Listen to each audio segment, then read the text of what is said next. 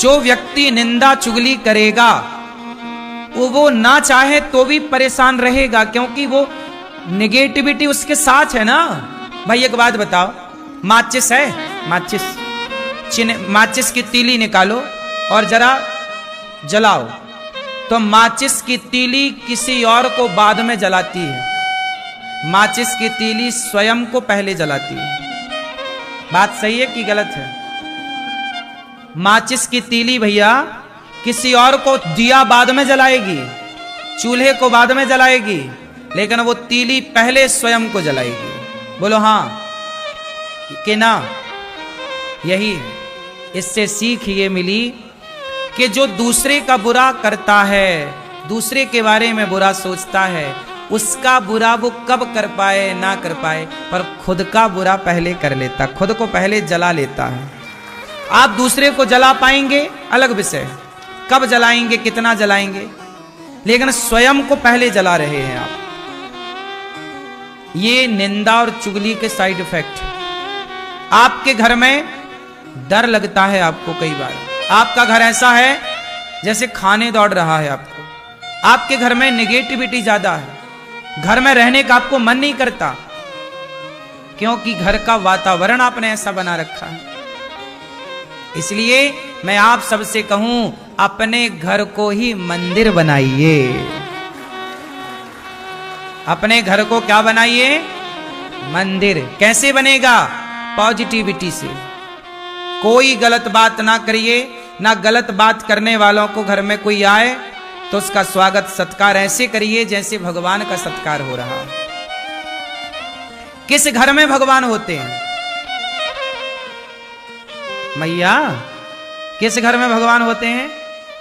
जिस घर में अतिथि का स्वागत सत्कार होता है, उस घर में भगवान होते हैं। अब क्या हो रहा है घरों में?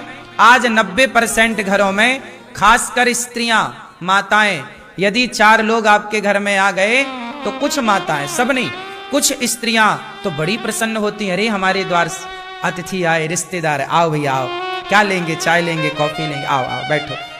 अंदर से प्रसन्नता है कुछ स्त्रियों को कि मेरे घर मेहमान आए, मेरे घर अतिथि आए, मेरे घर साधु आए, मेरे घर ब्राह्मण आए, मेरे घर कन्या आई। कुछ लोग भीतर से खुश हो जाती हैं महिलाएं, और अरे मेरे घर तो अतिथि आए, आओ क्या खाएंगे, ये खाओ ये खाओ ये खाओ, तुम्हारे लिए ये बनाएंगे, खाओ पियो। और कुछ लोग कैसे होते हैं, किसी के घर मेहमान आ गए तो उनका सिर चढ़ जाता है, अरे कहाँ आ गए, बनाना पड़ेगा खाना। मेहमानों को देख करके जिन स्त्रियों का सिर चढ़ता है वो घर ही नरक की श्रेणी में चला जाता है, अपने आप नरक की लिस्ट में चला गया। उस घर में भगवान कभी नहीं आते। जिस घर अतिथि जिस घर में नहीं आए, अतिथि का सम्मान जिस घर में नहीं हो, उस घर में भला भगवान का क्या काम है? इसलिए कहते हैं अतिथि देवो। जिस घर में मां प्रसन्न है, जिस घर में मां खुश, पिता खुश, अतिथि खुश, वहां भगवान भी चल कर जाते हैं।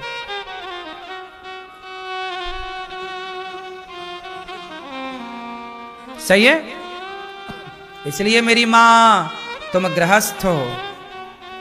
वो स्त्रियां अच्छी नहीं होती जो अतिथि को देखकर मुंह बनाती।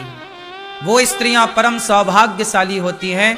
उन स्त्रियों से घर की शोभा होती है जो स्त्रियां अतिथि को देखकर प्रसन्न हो जाएं कि आज हमारे को भगवान ने सेवा करने का मौका दे दिया है, किसी को आज भोजन बना के खिलाने का अवसर दिया। अपना तो तुम रोज खाती हो, रोज बनाती हो, लेकिन जो किसी और के लिए बनाए खिलाए, साधु संत, दीन दुखी, ब्राह्मण, कन्या, तब ना आपके घर में अतिथि के रूप में भगवान, ना जाने किस रूप में नारायण मिल जाए। इसलिए स्त्रियों को कैसा होना चाहिए? इसलिए मैंने आपको कथा सुनाई कई बार कि माता यशोदा पिछले जन्म में धरा थी। माता यशोदा पिछले जन्म में कौन थी? क्या नाम था उनका? धरा। माता यशोदा पिछले जन्म में धरा थी और वो संतों की सेवा ही करती थी। कोई आए द्वार पर तो खिलाती, और काम क्या करती? जंगल की लकड़ियां काटती। पति पत्नी दोनों, नंद बाबा और यशोदा, पिछले जन्म में ये दोनों पति पत्नी थे और दोनों जंगल की लकड़ियां काट के बाजार में बेचते, जो पैसा मिल जाए तो द्वार पे कोई अतिथि आए तो खवाते थे। एक दिन इनके द्वार पर भगवान आ गए और भगवान के लिए इन्होंने, जब इनके घर में खाने का रोटी नहीं थी तो किसी से मांगने चली गई कि पैसा उधार दे दो। उसने कहा कि तुम बड़ी सुंदर हो, बहुत अच्छी दिखती हो, यदि तुम अपने स्तन हमें दे दो तो हम स्तन लेकर के और फिर तुम्हें पैसे देंगे। मतलब वो आदमी चरित्र का खोटा था, माता धरा के चरित्र को चाह रहा था। पर माता धरा ने कहा कि तुझे मेरे स्तन चाहिए। हाँ, तो माता धरा ने अपने शरीर से अपने चमड़े को काट दिया, स्तनों को काट दिया, काट कर दे दिया, ये ले। और पैसे उतने लिए जितनी जरूरत थी, बाजार से सामान खरीद कर संतों को जब भोजन कराया तो संतों ने कहा कि ये आपके शरीर से रक्त कैसा? माता धरा ने कहा कि आप अतिथि हैं और आपके लिए भोजन था नहीं, मैं पैसे उधार मांगने गई तो उसने उधार दिया नहीं, कहा कि पहले अपने स्तन दो, तो मैंने अपने स्तन उसे दे दिए।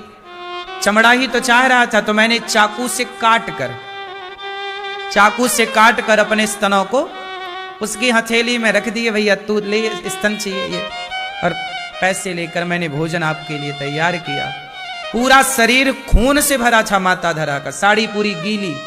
अब सोचिए इतना घाव हो जाए तो कितना दर्द, जिसके पूरे स्तन काट दिए जाएं चाकू से, उस स्त्री को कितना दर्द होगा। तुम्हें जरा दूध पीने में बच्चा जरा दांत गड़ा दे तो तुम चिल्ला जाती हो कि कितना जोर से बच्चे ने काट दिया। चीख लेती है स्त्री। बच्चे यदि काट दे मां के स्तन को, और चाकू से ही काट दिया, और धरा मां ने अपने हाथ से, कितना दर्द होगा। पर वो सारा दर्द किसके लिए सहा?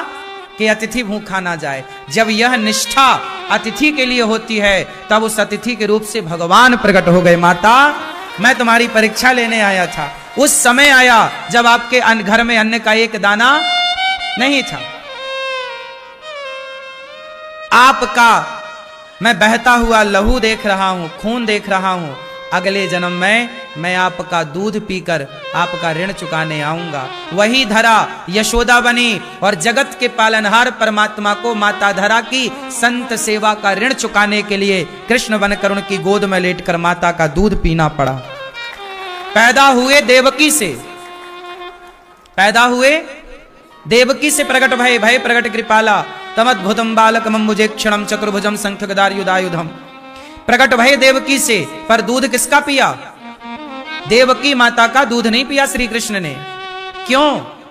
पी लेते ना थोड़ा सा, नहीं, माता का पीना है दूध, क्योंकि पिछले जन्म का ऋण चुकाना है। ये देखो, मेरा भगवान भी उनका ऋणी हो जाता है जिनके द्वार से कोई भूखा नहीं जाता।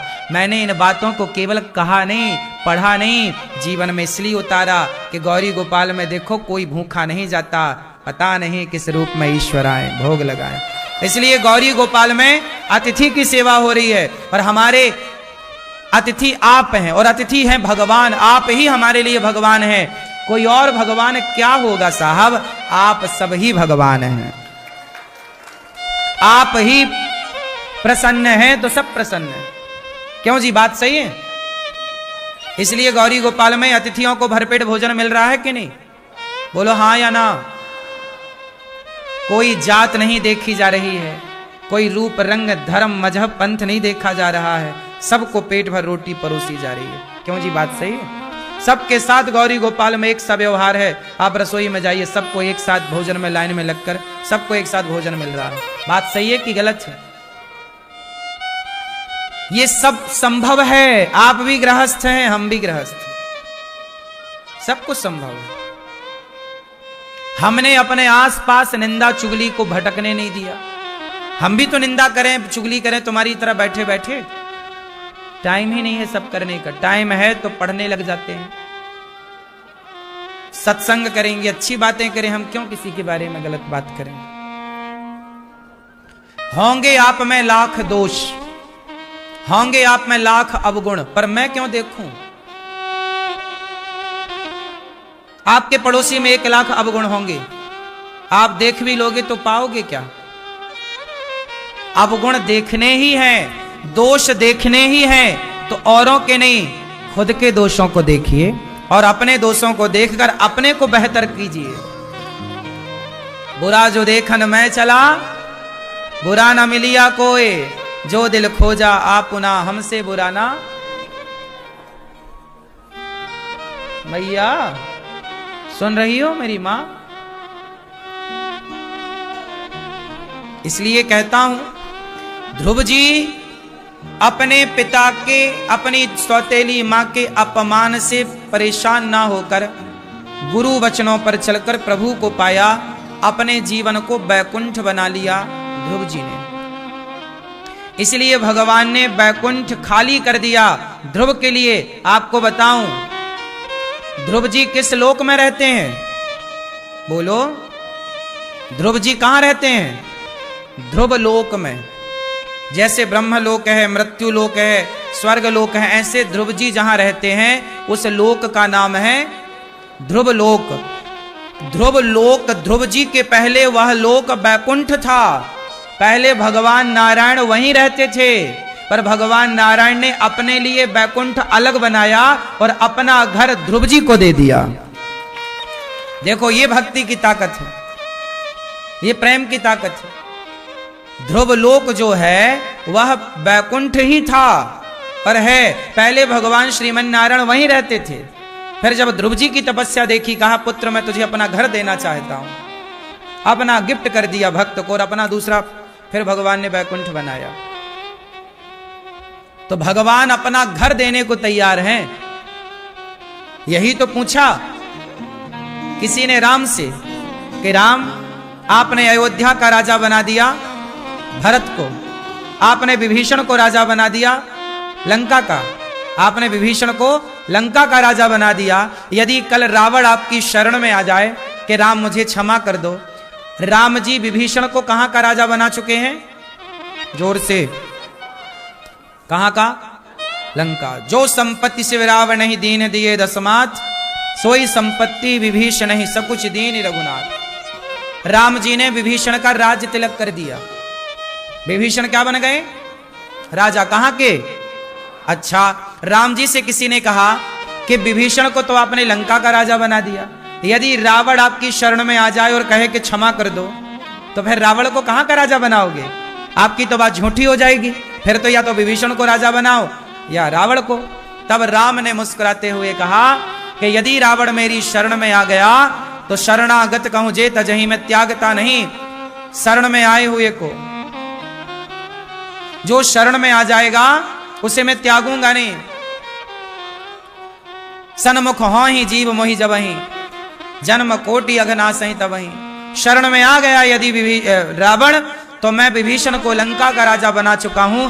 रावण शरण में आएगा तो मैं रावण को अपने बैकुंठ का राजा बना दूंगा।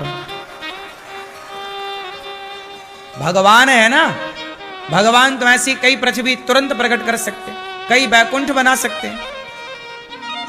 भगवान है वो, कर्तुम अकर्तुम अन्यथा कर्तुम सर्व सामर्थ, क्या नहीं कर सकते।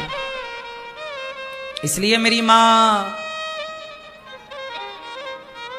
ध्रुव जी महाराज जब तपस्या किए तो भगवान ने दर्शन दिया, पुत्र कुछ मांग लो। ध्रुव जी को भगवान ने राजा बनाया, जाओ समाज की सेवा करो। भगवान मिल भी जाए आपको, सुनो ध्यान से, भगवान आपको मिल भी जाए तो भगवान आपको मिलकर यही कहेंगे, जा मैं तुझे धन धान्य दे रहा हूं, जा तो दीन दुखियों की सेवा कर। दीन दुखियों की सेवा करने से ही भगवान मिलते और प्रसन्न होते हैं, ये मान लो आप। भगवान भी आपको कहेंगे जाओ सेवा करो। ध्रुव जी को लगा तो दिया सेवा में, जाओ। फिर ध्रुव जी ने अपने राज्य काल में खूब अन्य क्षेत्र बांटे, संतों की सेवा की, खूब यज्ञ किए, खूब पुण्य किया, और खोल रखा है अन्य क्षेत्र, कोई भी आओ। ये ध्रुव जी के जमाने से चला आ रहा है। ये जो अन्य क्षेत्र है, अन्य क्षेत्र कोई आज ही चल रहा है, गौरी गोपाल में नहीं। अन्य क्षेत्र ध्रुव जी ने चलाया, अन्य क्षेत्र प्रहलाद जी ने चलाया, अन्य क्षेत्र धर्मराज युधिष्ठिर ने चलाया। जो जो धर्मात्मा सत्ता में आए, अन्य क्षेत्र का मतलब है कि कोई भी उनके राज्य में भूखा, सबको भोजन। ऐसे ही अन्य क्षेत्र, वही परंपरा से अन्य क्षेत्र गौरी गोपाल अन्य क्षेत्र चल रहा है। यही है ये अन्य क्षेत्र, कोई भी भूखा ना रहे। आप भी अपने द्वारा अन्य क्षेत्र गौरी गोपाल में बंटवा कर घर पे आपके भले अतिथि ना आए, पर एक अतिथि गौरी गोपाल में भोजन आपकी ओर से करे, एक साधु आपकी ओर से भोजन प्रसाद प्राप्त करे। यही सेवा। अपने आप को सेवा से जोड़ दो। अच्छा एक बात बताओ, आपको पार जाना है, नदी बड़ी है, उस पार जाना है, और तभी नाव में आप बैठ नहीं पाए, लेकिन आपने नाव को पकड़ लिया। तो बताओ, जो बैठा है नाव में, जो खड़ा है नाव में, और जो पानी में है पर पकड़ा है नाव को, तो बताओ कौन पार होगा और कौन पार नहीं होगा? जो बैठा है, जो खड़ा है। नाव में कुछ लोग बैठे रहते हैं, तो नाव में कुछ लोग खड़े हैं, कुछ बैठे तो कुछ खड़े, और एक नाव को पकड़ा है पानी में। अब जैसे नाव जा रही है और आपने नाव को पानी में पकड़ लिया, डूब रहे थे आप, पकड़ लिया, तो बताओ पकड़ने वाला पार होगा कि नहीं? बोलो। जो बैठा है और जो नाव को पकड़ा है, ये दोनों एक ही साथ पार होंगे कि अलग अलग टाइमिंग में पार होंगे? हाँ। ऐसे ही हम भगवान की भक्ति नहीं कर पाए, हम भगवान की पूजा नहीं कर पाए, पर हमने सेवा को पकड़ लिया, तो पकड़ लिया तो भी पार हो जाएंगे। स्त्रियों का आभूषण है लज्जा। स्त्रियों का आभूषण क्या है? बोलो। इसलिए मेरी माँ, तुम अपनी बेटियों को थोड़ा लज्जा सिखाना। ए बेटी, लज्जा जानती हो क्या होती है? इसलिए हमारे यहां कपड़ा ढकने की, मतलब शरीर को ढकने की परंपरा रही है। कपड़े से शरीर को ढका जाता है। आजकल तो पैसे दे के फटे कपड़े लोग खरीद रहे हैं ताकि दिखे। पता नहीं क्या दिखाना चाह रहे हैं लोग और क्या देखना चाह रहे हैं लोग। बोलो हाँ। आजकल बड़े बड़े शहरों में देखो, लड़कियां, स्त्रियां अर्धनग्न घूम रही हैं मैया। हाँ या ना? आधी से ज्यादा बिल्कुल वो निर्वस्त्र हैं। पता नहीं क्या ढकने के लिए पहना है कपड़ा। ऐसी स्त्रियां, ये नारी का लक्षण नहीं है।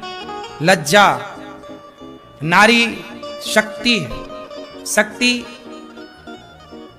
छिपी हुई होती है ना? मर्यादाएं सब चीज में लागू होती है। मर्यादा। ध्रुव जी महाराज को भगवान ने राजा बनाया। अंत में ध्रुव जी ने सब अच्छे कार्य किए। उनके भाई को यक्षों ने मारा, ध्रुव जी को भी गुस्सा आया, यक्षों को मारा, बदला लिया। तब मनु जी ने आकर समझाया, कुबेर जी ने भक्ति का पाठ पढ़ाया, ध्रुव जी ध्रुव लोक को गए। भगवत धाम माँ को साथ में लेकर पांव रखकर ध्रुव जी मृत्यु के सिर में पांव रख करके भगवत धाम गए। इन्हीं ध्रुव जी के वंश में आगे चलकर भगवान पृथु हुए, और जिनके द्वारा नाम पृथ्वी पड़ा, पृथ्वी का दोहन किया। न काम आए नाथ तदप्य हम क्वचिन। ऐसे 10,000 कान मांगे भगवान से कि कान कथा सुनने के काम आएंगे। फिर प्राचीन बरही को नारद जी ने उपदेश सुनाया पुरंजनोपाख्यान का। इसलिए कहता हूं कि आप मरते समय अपने मन को भगवान से जोड़िए, क्योंकि पुरंजन नाम का एक आदमी था, मरते समय स्त्री का चिंतन करने लग गया, और जब मरा तो स्त्री का चिंतन इतना कि मेरी पत्नी का क्या होगा। अगले जन्म में स्वयं पुरंजन स्त्री बनकर आ गया। यदि मैं स्त्री का चिंतन करते मरूंगा तो मैं अगले जन्म में स्त्री हो जाऊंगा। इससे सिद्ध होता है कि मैया आप लोग पिछले जन्म में पुरुष थी। आप पिछले जन्म मैया क्या थी नहीं पता है हमें, आप पुरुष थी। हाँ। सारी स्त्रियां लगभग जितनी यहां बैठी हो ना मैया, आप सब पिछले जन्म में पुरुष थी। अधिकांश, सब नहीं, मतलब 90% मान लो। सारी मैया आप लोग पिछले जन्म में पुरुष थी, मर्द थी। फिर स्त्री काहे बन गई? क्योंकि तुम पिछले जन्म में थी पुरुष, तो तुम मरते समय अपनी स्त्री का चिंतन करती, मेरी पत्नी का क्या होगा, पत्नी पत्नी पत्नी। अब खुद बनी बैठी हो किसी की पत्नी, और कर लो पत्नी का चिंतन। अंते या मति सागति, जिसकी जैसी मति उसकी वैसी, और कर लो। अभी खुश हो पत्नी बनकर, हैं? थी तो पुरुष पहले जन्म में, और कर लो लुगाई का चिंतन। इसलिए कहता हूं भगवान का चिंतन करो मरते समय, ना स्त्री का और ना पुरुष का। जितने पुरुष बैठे हैं ये अधिकांश पिछले जन्म में स्त्री थे, आप लोग पुरुष लोग क्या थे पिछले जन्म में? यही यही गोल गोल घूम रहे हो, स्त्री पुरुष 84 84 84, यही खेल रहे हो। यही जन्म लिया मर गए, पुनरपि जननम पुनरपि मरणम पुनरपि जननी जठरे शयनम, जन्म मृत्यु जन्म, यही चल रहा चक्र। अब जैसे आप लोग आज स्त्री बनी हो ना, तो आप लोग मरोगी तो किसका, मेरे पति का क्या होगा? पति पति अगले जन्म में खुद आ जाओगी पति बनकर, फिर पुरुष बनोगी, फिर स्त्री बनोगी, फिर ऐसे ही क्रम चलता लगभग।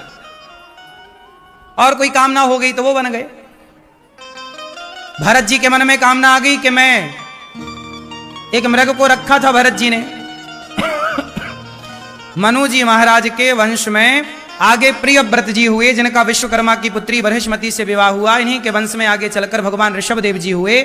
इनके सबसे बड़े पुत्र हुए हैं भरत।